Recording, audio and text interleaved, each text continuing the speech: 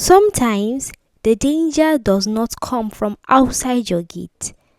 It comes from inside your kitchen, wearing your trust like a uniform, eating your food, smiling under your roof, and smiling at your children every single morning. This is not a story about a stranger. This is a story about someone the family chose, someone they loved, and what that someone chose to do with that love. Pay attention, because this lesson at the end of the story will stay with you for a very long time. In one of the finest estates in Port Harcourt, behind a tall black iron gate with a security camera above it, lived the Okafor family. Mr. Emeka Okafor was a well-known architect and building constructor whose name appeared on the signboards of some of the most beautiful structures in the River State. His wife, Dr. Amaka Okafor, was a chief nursing officer who also ran her own private clinic in the heart of the city. She had built that clinic from nothing, from one room and one nurse, into a full facility with 12 beds, 3 doctors on rotations, and a waiting room that was never empty. Together, they were the kind of couple that made other couples pray harder. They drove matching SUVs. Their children, 16-year-old Kosi and 13-year-old Jide, attended one of the most expensive international schools in the state. The kind of school where the fees were paid in dollars and the parents were addressed by their professional titles. The family lived well, not carelessly, but comfortably and with gratitude. They were the kind of rich that still remember the way they come from. Because both parents kept demanding schedules and the children were in the school most of the day, they needed someone to hold the house together. That was how Tola came in.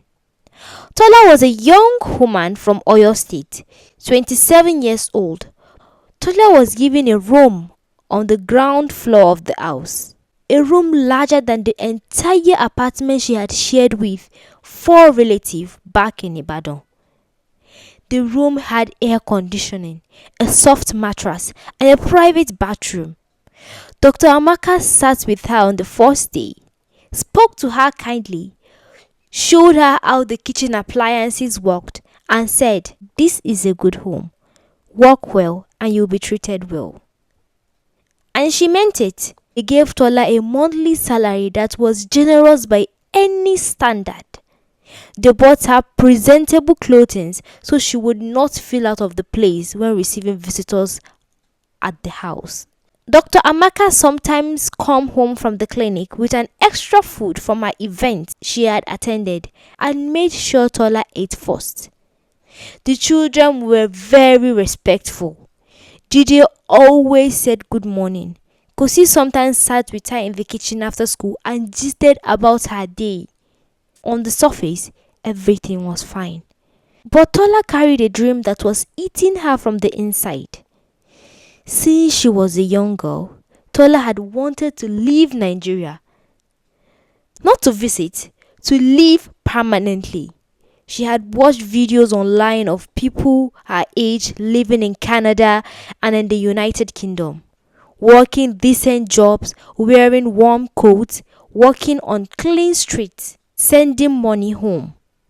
She had saved small amounts from previous jobs, but it was never enough. She needed a visa, flight ticket, and enough money to survive the few months without collapsing. She needed a large amount, the kind of sum she could not earn through patience. She had tried to apply for a visa twice and had been rejected both times. She had cried both times. She had also decided both times that she would find another way. Working for Okafor family was supposed to be a stepping stone. Save quietly, live legally. That was the original plan. But the more she saw inside that house, the more her patience crumbled. She had noticed the save of Mr. Okafor's home office the 3rd week she worked there. She had gone in and cleaned and seen him opening it. She had not noticed him in the doorway. She had stepped back quietly, but not before she saw the combination he punched in. 4 digits. She stored them the way she stored everything that seemed useful, quietly, somewhere behind her eyes, without telling a single person. Then she began to calculate. She cleaned the office every Thursday and she took her time. She noticed how much cash sometimes sat in envelopes on the decks before being locked away. She began looking at the flight prices to London. She downloaded a UK visa checklist. She bookmarked a page about cheap apartments in East London. She was planning a life. A stolen one, but a life. Then one morning, Dr. Okafor came home with news that changed the temperature of everything. He had won a government contract to design and construct a new specialist hospital complex for the River State government. The project was worth several billion naira. He showed Dr. Amaka the signed document on his phone. She screamed. She actually screamed. The kind of scream that brought Kosi running from upstairs and Jide sliding in his socks from the corridor. When the children heard, Jide jumped on his father's back like a small monkey and Kosi grabbed her mother's hand and they danced in the sitting room without music. The house was shaking with joy. Tola was in the kitchen when she had all of it. She placed both palms flat on the kitchen counter and stood very still. She thought about the save. She thought about the fact that a contract that large always comes with a cash advance. She had lived long enough around money to know that. She thought about the flights to London. She thought about the apartment in East London. She thought about the coat she would buy when she arrived. She stood there for a long time, just breathing. That night, Tola lay on a soft mattress in her air-conditioned room and made her final condition. She would poison the family's food on a Sunday when they all ate together. She would add the substance to their pepper soup, which they always had on Sunday evenings as a family tradition. And then she would wait until things went quiet. Open the safe, take everything inside, pack her bag, take a midnight bus to Lagos and board the flight by Monday morning. She had already checked. There was a flight to London on Monday via Addis Ababa. One way. She would figure out the visa situation from the other side. She knew people who had done exactly this. People who had arrived at the foreign airport and sorted themselves out. She was not afraid. She was resolved. She bought what she needed from a man she had found through a contact. Someone who operated at the edge of the market in Rumuola and sold things that had no label and no receipt. She bought the substance home in her bra and hid it in her room inside a roll pair of socks pushed in the back of her wardrobe shelf. She waited for Sunday. Sunday came with sunrise and the sound of family getting ready for church. Mr. Okafor in a sharp navy blue agbada. Dr. Amaka elegant in a cream and gold iro and buba with her gele tied perfectly. Kosi in a yellow midi dress looking like a smaller version of her mother. Jide in a white shirt that had already managed to wrinkle by the time he reached the stairs. They piled into the Prado and drove off. The gates closed. Tola stood alone in the big quiet house. She started cooking immediately. She made pepper soup rich and dark and fragrant, with assorted meat, crayfish, utazi leaves, and all the ingredients the family loved. She cooked it with the same care she always brought to Sunday evenings, making sure nothing tasted different and making sure nothing smelled off. When the soup was almost ready and the kitchen smelled exactly right, she went into her room. She removed the rolled sock from the back of her shelf. She walked back to the kitchen and then she added the substance to the pot. Ha!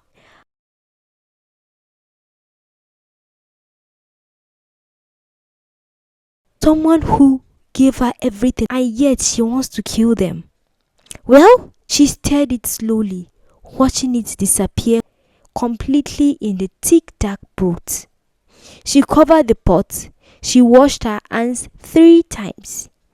Then she stood at the kitchen sink and looked out of the small window above it into the black compound where the generator sat and the flowers Dr. Amaka had planted along the wall bloomed orange and yellow. And she felt nothing that could be called guilt. She went to her room and began to pack. What Tola did not know was that Kosi has been thinking about all week. 3 houses down the estate lived an early retired nurse everyone called Mama Adeyemi. She had worked for 30 years in government hospital before retiring and settling in that same estate. And she had known Dr. Amaka professionally for years before they became neighbors. Mama Adeyemi had been very unwell for 2 weeks, a chest infection that was slow to lift. And her daughter, who lived in Abuja, had not been able to come.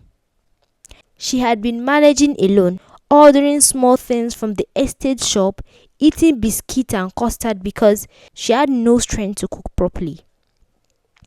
Kosi had visited her twice during the weekend and had seen the empty pot and the tired face. On Sunday mornings, before church, she had told her mother, "Mommy, when the pepper soup is ready, can we send some to Mama Adeyemi? She is not eating well." Dr. Amaka had said yes without hesitation. "Of course, remind Tola when she gets back, or you can pack it yourself." Kosi had nodded and not thought about it again until the car turned into the estate on the way home from church. As soon as they got back, before she even changed out of her yellow dress, Kosi went to the kitchen. The soup was sitting covered on the stove, rich and steaming. She packed a generous portion into a flask, added a covered plate of the boiled yam she found in the pot beside it, and walked 3 houses down to estate to Mama Adeyemi's door. The old woman's face when she opened the door was pure gratitude. "Kosi, my dear, look at you. Come in, come in." Kosi sat with her for a few minutes, watched her taste the soup and nodded with pleasure, then said goodbye and walked back home. The family sat down for dinner. Dr. Okafor said grace. They served themselves. Before anyone could take a first proper spoonful, Dr. Amaka's personal phone rang. It was the clinic. One of the night nurses was asking about a patient's medication protocol. She stood from the table with an apologetic look, walked to the corridor, and took the call properly. The call stretched. She stood there for several minutes in her church clothes, still, going through instructions slowly. Mr. Okafor sat at the table and waited for her because he never liked eating without his wife. The children waited too. Isn't that very sweet? The soup sat in the bowls, cooling slightly, untouched. Tola was in her room with her packed bag beneath the bed. She was listening. She had nothing she expected. No eating sounds, no satisfaction, just voices and a phone call and then more waiting. She pressed her ear towards the door and frowned. She did not dare come out to check. She sat on the edge of her bed and gripped her nails and waited. Meanwhile, At Mama Adeyemi's house, something happened. That's when the story changed.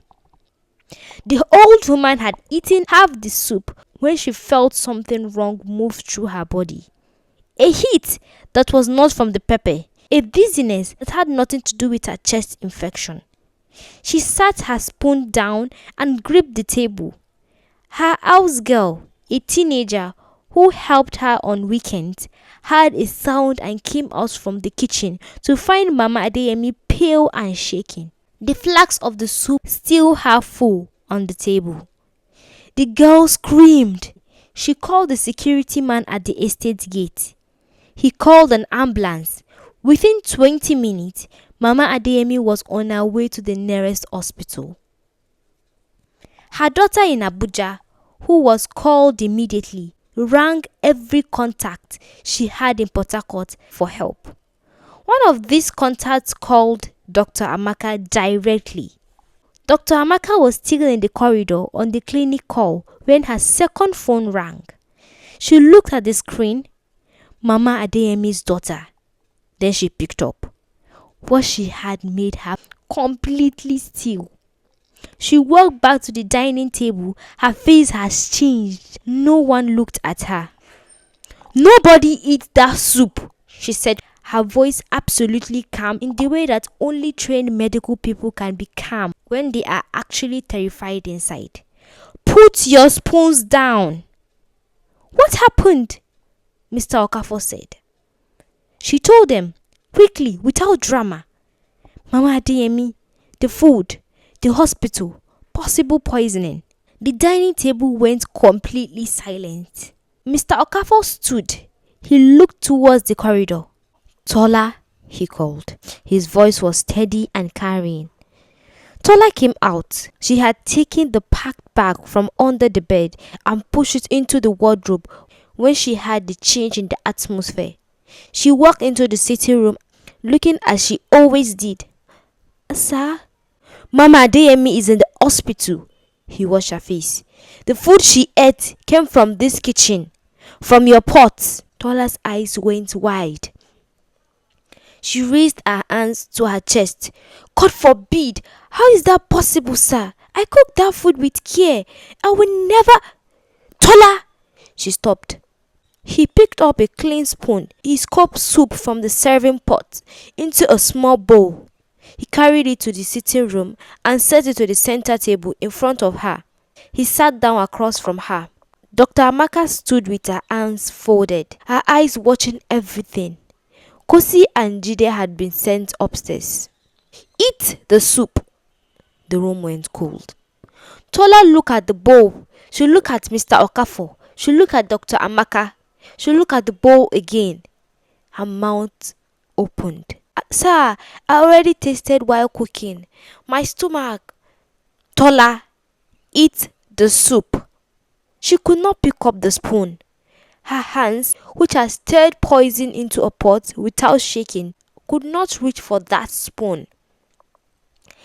Everyone in the room understood what that meant before she said a single word. She sat down slowly. She covered her face with both her hands. When she finally spoke, her voice was entirely different.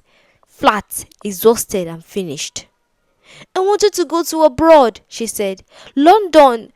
I wanted the money. I wanted to use the money in the safe to buy a flight." She did not cry. She was beyond crying. Dr. Amaka walked out of the sitting room, not dramatically, just walking out quietly. Mr. Okafor called the police. They came within the hour. They searched Tola's room and found the wardrobe she had stuffed. Inside the bag, her clothes, her passport, a printed flight for Monday morning, a folded paper with a safe combination written in her handwriting, and a UK address she had saved from a website. She had everything ready. She had been 24 hours from disappearing. The police took her. They also traced the man who supplied the substance. He was arrested by the following morning. Mama Adeyemi spent 6 days in the hospital. The doctor says her age made recovery slower, that she was very determined. On the day she came home, Dr. Amaka was there to receive her, holding her arms through the gate. Kosi came that afternoon with food she had cooked herself, simple food, plain and careful, and sat with the old woman until evening. The family continued. Mr. Okafor changed the safe combination and had a proper vault installed. Dr. Amaka changed her work and built a chemist in front of their house. The car stayed in the compound. The house was still the house. But something quiet has shifted in all of them. A small permanent alertness, a gratitude that now lives in the body instead of just the mind. Kosi sometimes thought about the Sunday she had packed that flask without a second thought, simply because an old woman was hungry. She had just done what she was raised to do: notice people and respond. And sometimes this is all goodness needs to do to change everything. Greed blinds you to what you already have. Tola was paid, respectful, and comfortable. None of it was enough for her. None of it was enough for a heart that was already fixed on something else. When a person had decided that what they want is more important than what is right, no amount of kindness can reach them. Plans built on wickedness always leave a trail. Tola planned carefully. She had the combination, she had the ticket, she had the address, but she could not plan for a 16-year-old girl's quiet habit of feeding a sick neighbor. Running from your situation never takes you where you imagine. Tola wanted London. She wanted a coat and a clean street and a fresh start. But there is no fresh start that begins with destroying innocent people. What you build on wrong foundations will never stand. Do good always, in the small moments, in the quiet ones, in the ones nobody sees, because goodness does not need an audience to do its work. If something in this story hit you, share it today. And if you are new here, welcome. There are more stories waiting for you. Subscribe, because the next story you are not ready. Thank you so much for watching.